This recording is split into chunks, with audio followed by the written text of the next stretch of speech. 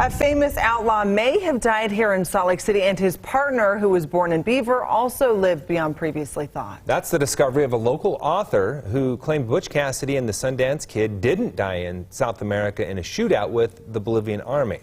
For every crime, there's a story, and the truth matters. Here's ABC4's Marcos Ortiz with tonight's Justice Files. Years of research led Dr. Steve Lacey to write this book. He says many of the things we've come to believe about Butch Cassidy and the Sundance Kid just aren't true. Because I liked the picture and I thought it was unique. Had no idea who they were. In 1961, Dr. Steve Lacey had no idea he was looking at Butch Cassidy and the Sundance Kid. He was writing a school paper and received photos of the famous outlaws, and thus began his lifelong fascination with the two notorious men. And later on, I found out that Butch was my distant cousin, and that my grandfather had a run-in with the Sundance Kid. Butch Cassidy and the Sundance Kid were brought to life in the 1969 movie named after them.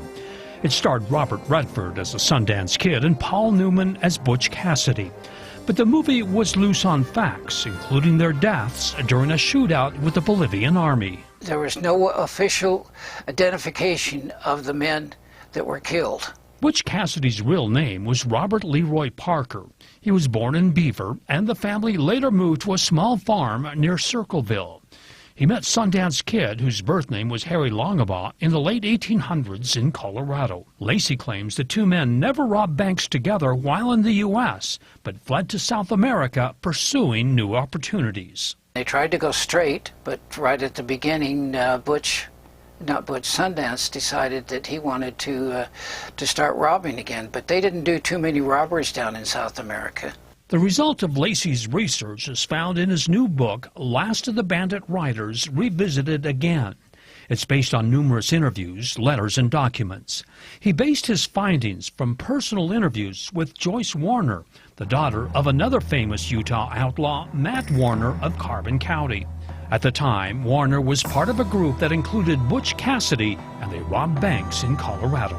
Matt Warner is the one that made Butch Cassidy famous. In 1939, a man named Frank Irvin visited Joyce Warner in Price. According to Lacey, Irvin was the new name Butch Cassidy had taken after leaving South America. Matt had told Joyce stories about Butch that he didn't put in the book. And they shared those stories back and forth for that day, November 21st, 1939.